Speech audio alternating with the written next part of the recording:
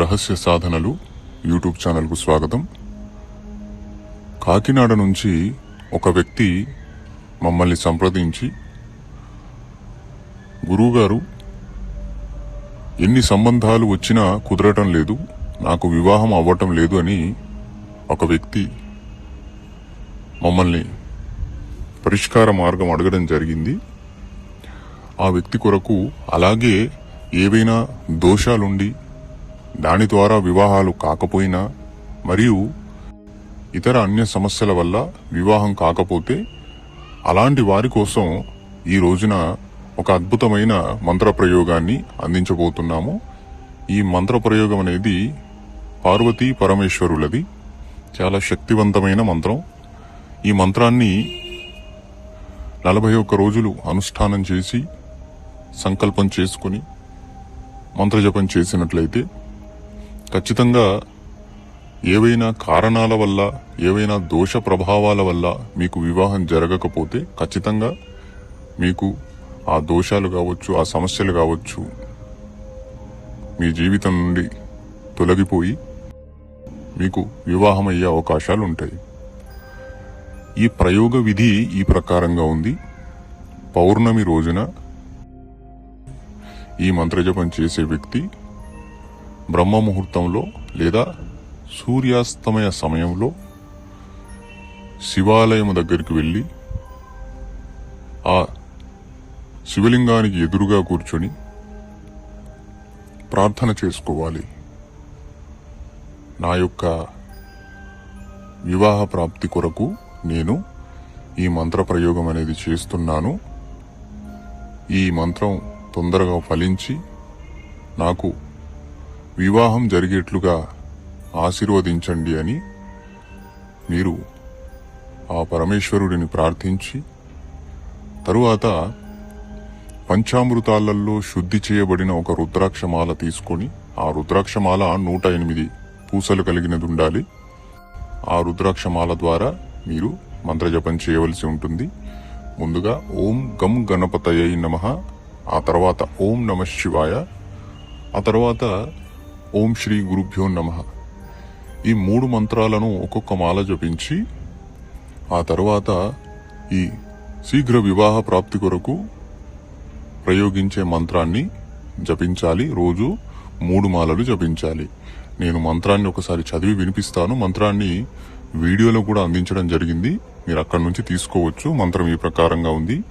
ఓం గౌరీ ఆవే శివజీ భ్యావే అముక్కి विवाह तुरंत सिद्ध करे, देर ना करे, जो देर होए तो శివ్ త్రిశూల్ పడే.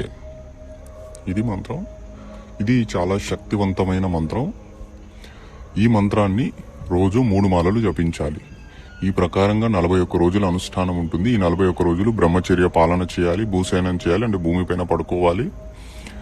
మీరు పడుకునే స్థలం విషకీటకాలు, క్రిమికీటకాలు, అక్కడి వాతావరణం సరిగ్గా లేకపోతే మీరు మంచం పైన అయినా కూడా శుభ్రంగా ఆ మంచాన్ని కడిగి దానిపైన మీరు నిద్రించవచ్చు. అలాగే తినే ఆహారంలో సాత్విక ఆహారమే తినాలి. మాంసాహారం, మద్యపానం, ధూమపానం తినకూడదు. అలాగే సాత్విక ఆహారంలో కూడా అల్లం, వెల్లుల్లి, ఉల్లిగడ్డ కలిసిన ఆహారం తినకూడదు. సాధన క్రమంలో ఈశ్వరుడికి భస్మాన్ని సమర్పితం చేసుకోవాలి. అలాగే ఇదే అనుష్ఠానం మీరు ఇంట్లో కూడా చేసుకోవచ్చు. శివాలయానికి వెళ్ళలేని పరిస్థితుల్లో ఉన్నప్పుడు ఇంట్లో బ్రహ్మ ముహూర్త సమయంలో లేదంటే సూర్యాస్తమయ సమయంలో ఏకాంత గదిలో ఆ గదిని శుభ్రపరచుకొని, లేదంటే పూజ గదిలో తూర్పు దిశ వైపున ఎరుపు రంగు ఆసనం వేసుకుని తెలుపు రంగు వస్త్రం ధరించి, పురుషులైతే తెలుపు రంగు వస్త్రం ధరించాలి, తెలుపు రంగు పంచ ధరించాలి. స్త్రీలైతే ఎరుపు రంగు లేదా పసుపు రంగు వస్త్రాలు ధారణ చేయవచ్చు. ధరించిన తర్వాత మీ ఎదురుగా ఒక మట్టి దీపంలో నువ్వుల నూనె వేసి 2 వత్తులను కలిపి ఆ యొక్క దీపంలో పెట్టి దీపాన్ని ప్రజ్వలితం చేయాలి, పార్వతీ పరమేశ్వరులను ధ్యానిస్తూ. ఆ తర్వాత ధూపాన్ని సమర్పించుకోవాలి, పుష్పాలు సమర్పించుకోవాలి. నైవేద్యాలు తెలుపు రంగులో ఉండే నైవేద్యాలు ఏవైతే ఉంటాయో అవి మీరు సమర్పించవచ్చు. అలాగే పాయసం కూడా నైవేద్య రూపంలో సమర్పించవచ్చు. ఆ యొక్క సాధన స్థలంలో దీపానికి దగ్గర పసుపు, కుంకుమ, గంధము, భస్మము అంటే పార్వతీ పరమేశ్వరులను మనం ధ్యానిస్తూ ఈ అనుష్ఠానం చేయాలి. కాబట్టి పసుపు, కుంకుమ, గంధము పార్వతీదేవి అమ్మవారికి సమర్పణ చేసుకుని, భస్మాన్ని ఈశ్వరుడికి సమర్పణ చేసుకుని, ఆ తర్వాత చక్కగా 2 చేతులు జోడించి మీ యొక్క వివాహానికి ఏదైతే సమస్య అడ్డొస్తుందో ఆ సమస్యని చెప్పుకొని శీఘ్రాతి శీఘ్రంగా మీకు వివాహం అవ్వాలని మీరు సంకల్పం చేసుకుని, తర్వాత రుద్రాక్షమాల ద్వారా ఓం గం గణపతయై నమః ఒక మాల జపించి, ఓం నమ శివాయ ఒక మాల జపించాలి. ఆ తర్వాత ఓం శ్రీ గురుభ్యో నమః ఈ మంత్రాన్ని కూడా ఒక మాల జపించి, మూల మంత్రం ఏదైతే అందించబడిందో ఆ మూల మంత్రాన్ని 3 మాలలు జపించాలి.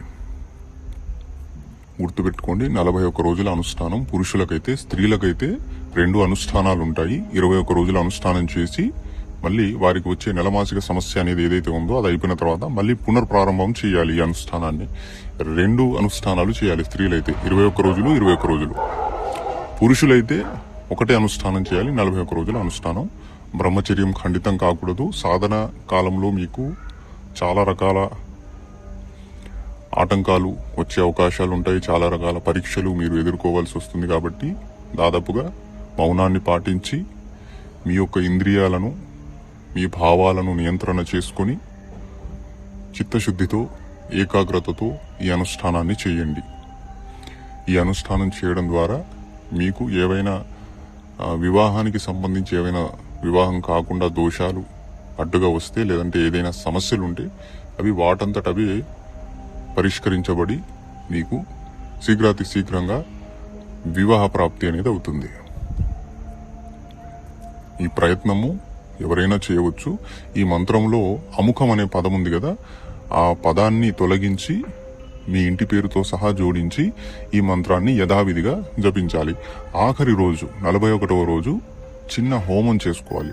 హోమగుండాన్ని సిద్ధం చేసుకుని ఆ తర్వాత ఆహుతి సామాగ్రిలో మీరు నువ్వుల నూనె, తెల్ల నువ్వులు, అలాగే హోమచూర్ణం మిశ్రమంగా కలుపుకొని అందులో 2 తెల్ల మిఠాయిలను కూడా చూర్ణంగా కలిపి మీరు ఒక మాల ఆహుతి వేయాలి. అంటే మంత్రం ఆఖరిలో స్వాహ జోడించాలి. ఈ ప్రకారంగా మీరు 41 రోజులు అనుష్ఠానం చేయాలి. మీరు ఇంట్లో గనక ఈ అనుష్ఠానం చేసుకున్నట్లయితే ముందు రోజు, ఆఖరి రోజు అనగా 41వ రోజు శివాలయానికి వెళ్ళి ఒక కొబ్బరికాయ బలి సమర్పణ చేసి రండి. ఈ సాధన చేసినన్ని రోజులు కూడా మీరు దూర ప్రయాణాలు చేయకూడదు. అలాగే బయట ఆహారం అనేది తినకూడదు. ఇంట్లోనే ఆహారం అనేది మీరు తయారు చేసుకుని తినవచ్చు. లేదంటే మీ అమ్మగారి ద్వారా అయినా కూడా, మీకు జన్మనిచ్చిన తల్లి ఎవరైతే ఉంటారో వాళ్ళ ద్వారా అయినా ఆహారాన్ని తయారు చేయించుకొని మీరు తినవచ్చు. ఇది మమ్మల్ని ఈరోజు సంప్రదించిన ఎవరైతే కాకినాడ నుంచి ఒక వ్యక్తి సంప్రదించారో అతని కోసం ప్రత్యేకంగా ఈ విద్య అందించడం జరుగుతుంది. అలాగే మరిన్ని ఇలాంటి మంత్ర అనుష్ఠానాల కొరకు మా యూట్యూబ్ ఛానల్ని సబ్స్క్రైబ్ చేసుకోండి. అలాగే వీడియో కనుక నచ్చినట్లయితే లైక్ చేయండి, అందరికీ షేర్ చేయండి. మొదటిసారిగా మా యూట్యూబ్ ఛానల్ చూస్తున్న వాళ్ళు మా ఛానల్ను సబ్స్క్రైబ్ చేసుకోండి. జై మహాకాళి, జై శ్రీ మహాకాళి.